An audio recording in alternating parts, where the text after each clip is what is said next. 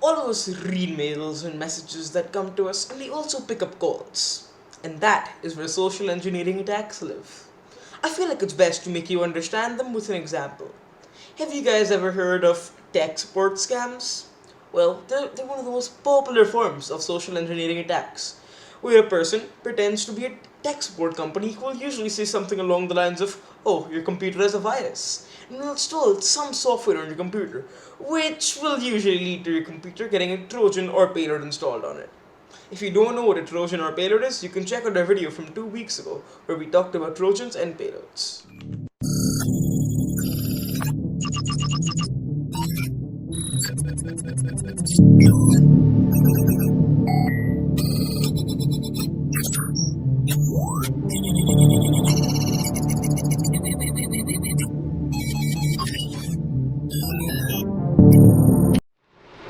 So now it's time to explain to you how somebody can pull off a social engineering attack on you. But first, I'd like to tell you why social engineering is so dangerous. Well, you see, almost every system can be hacked with varying levels of effort, but the simplest of them all is the human brain.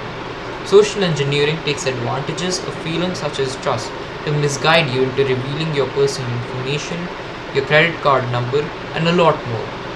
Social engineering is so easy that an actor could probably perform it better than a computer hacker itself. It requires little to no computer skills. Some examples of social engineering can be calls you receive, an email you receive, a WhatsApp message, and so on. And how do they get your number or email address, you may be asking? Well, that is very simple as well. Let me give you a quick demonstration. So, they use tools such as the one we demonstrated in the first video. Using this, they can find your accounts in the web. Once they found those accounts, they can understand what kind of person you are. For example, here you can see that the target plays chess. So, then you can also see that the target has a Twitter account. From the Twitter account, the hacker could probably get your mobile number and your email address.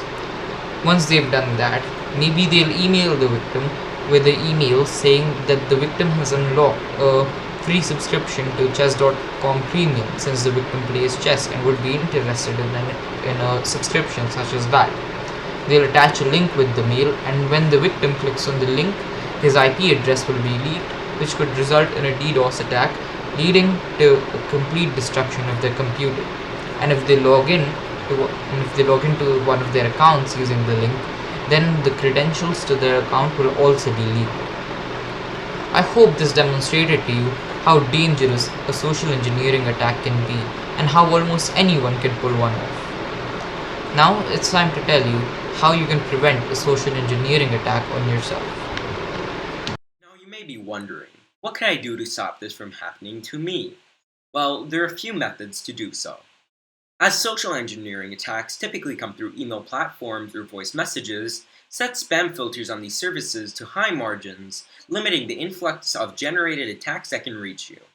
Another method, especially for instances of link impersonation, such as mentioned within our last video covering phishing, is to double check URLs, or in instances of getting emails such as, "This person is attempting to contact you via Microsoft Teams," for example, open the application or web page in a separate tab as opposed to clicking the given link for the same.